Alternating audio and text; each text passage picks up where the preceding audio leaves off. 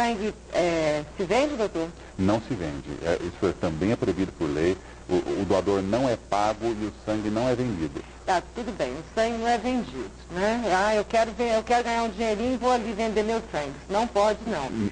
Mas não acontece, por exemplo, de a pessoa precisar de sangue, aí ela é internada, ela precisa com urgência de uma transfusão de sangue, aí o hospital consegue, mas depois vem lá na conta.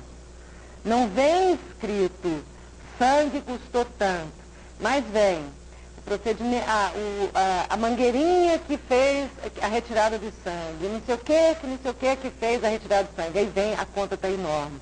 Isso acontece? É porque o que acontece é o seguinte, por exemplo, um sangue que é doado hoje, ele tem que ser testado para hepatite B, hepatite C, HIV, HPLV, uma série de doenças infecciosas para se evitar a transmissão, né? Existe um processo de armazenamento, um processo de coleta, então tudo isso tem um custo. Infelizmente, esse custo ainda é um custo alto.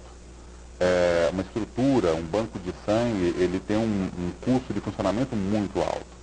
Então, o que se cobra, ou de convênios ou de particulares, é somente isso. O sangue em si não, mas o processamento, a coleta, o armazenamento, os exames, eles têm que ser cobrados. O sangue não está embutido aí, não? Não está embutido. Se tiver, a pessoa pode abrir a boca, com certeza, denunciar, porque não pode vender sangue, nem usar de má fé. Né? Às vezes o procedimento em um hospital, todo esse procedimento que o doutor está falando em um hospital custa X, em outro hospital custa X, mais Y, mais Z. Os serviços de hemoterapia hoje trabalham com uma tabela única, né? Ah, tá. Então é tabelado. É tabelado. Então é mais seguro, né? Com certeza. Então a gente vai para mais um pequeno intervalo. Nós não falamos sobre leucemia ainda, né? Não, ainda não. Então na volta a gente fala sobre leucemia e aí a gente vai conversar um pouco mais para lá e o nosso precozinho, né, da noite. Exato.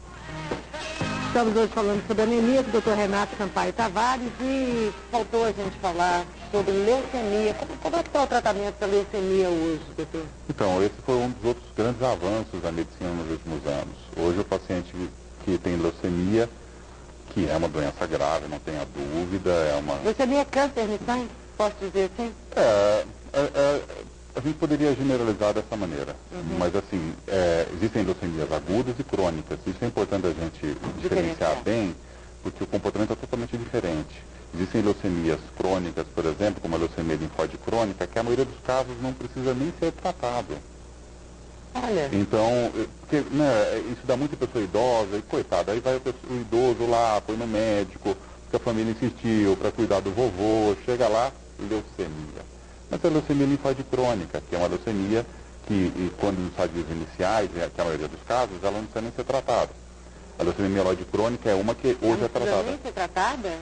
Nos estadios iniciais não há benefício no tratamento. O paciente, o comportamento é tão indolente, ele é tão lento, que provavelmente não vai trazer nenhuma consequência. É claro que existem casos que você tem que tratar.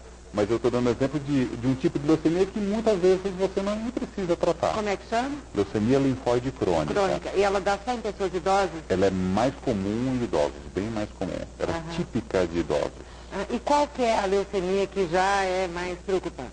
Bom, o que eu diria que é mais preocupante, por exemplo, a gente tem a mieloide crônica, que hoje, graças a Deus, com as medicações novas, os avanços tecnológicos, a gente consegue manter a maioria dos pacientes crônicos vivendo normalmente, sem sentir, inclusive, que tem doença. Medicação? Com medicação? Com medicação. Mas as agudas, que são as mais preocupantes. Essa é a que precisa da transfusão de medula óssea? Elas são tratadas inicialmente com quimioterapia, né? E em alguns casos, você realmente tem que fazer o transplante de medula. Hoje em dia, existem bancos de medula óssea, não existem? Existe uma rede de intercâmbio. Existe uma rede de doadores de medula em todo o mundo. Eles são cadastrados porque nem sempre você encontra um doador de medula na sua família, né? Idêntico. Então, às vezes você precisa de uma pessoa não conhecida, né? Não aparentada. Procurar, né? Exato. Isso pode, hoje, com a tecnologia, né? A gente consegue achar no mundo inteiro. Não que, geralmente a gente acaba achando no próprio país, por causa da similaridade étnica. Mas se não tiver, você tem ainda a possibilidade de encontrar em outro país. E eu vou te perguntar uma coisa, a Nívia estava perguntando aqui, mas antes de eu fazer essa pergunta aqui ó, de uma telespectadora, eu vou continuar com esse assunto, senão a gente se perde.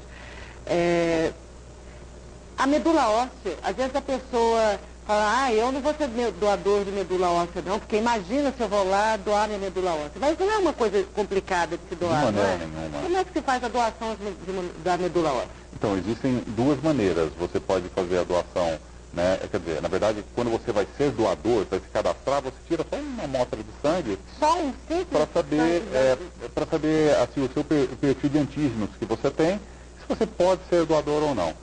Se alguém vier a precisar dessa medula, aí você é contatado novamente. Aí sim para fazer a doação. E às vezes você pode doar, você pode também não querer doar naquele mas momento. imagina só o quanto você vai estar fazendo bem para uma pessoa se você tiver compatibilidade com a medula óssea dessa pessoa. Num procedimento que você não vai sentir nada, não vai ter prejuízo nenhum e que vai ser completamente reposto pelo organismo em poucos dias. Exatamente. Diferente de doar um rim, que também é um ato importante que deve ser estimulado, mas assim, aquele sangue aquela medula, sangue medular que você doou, em poucos dias está sendo refeito e não faz falta. Não vai te fazer falta nenhuma, não tem nenhuma. corte, né? Não tem cirurgia. Onde é que a pessoa pode fazer a doação da medula óssea? Então, esse cadastro ele pode ser feito nos serviços públicos de saúde, especialmente no Hemocentro, né? Que é um local de referência para isso. Então você deve procurar o Hemocentro. Eu gostaria de ser doadora de medula, porque de repente eu sou compatível com uma pessoa, imagina, lá do outro lado do oceano. E eu posso ajudar essa pessoa, ou mesmo aqui no meu Brasil, ou no meu estado, ou no meu bairro, ou na minha rua, ou na minha família. Né? Com certeza. E quanto à doação de sangue? A doação de sangue, porque eu vivo assistindo pela TV pessoas que precisam de sangue com urgência. Porque está faltando, né, doutor? Sim, veja que não é todo mundo que se dispõe a ir lá e perder meia hora, 40 minutos para fazer uma doação, tem medo da agulha, né? Mas na verdade hoje é um procedimento completamente seguro, né? E que a pessoa pode fazer com frequência. Quem teve hepatite, qual é aquela hepatite que a pessoa pega por legume mal lavado? Então, essa é a hepatite A. Eu tive essa. Eu não posso ser doadora? Não tem problema nenhum, você pode ser doadora. Pode, com certeza.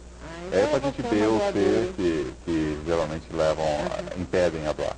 Para a gente encerrar, tem uma telespectadora aqui que perguntou, fala para mim de novo, o que é anemia autoimune adquirida? Então, essa é uma anemia que não é muito comum, mas é uma anemia onde o próprio sistema imune destrói seus glóbulos vermelhos.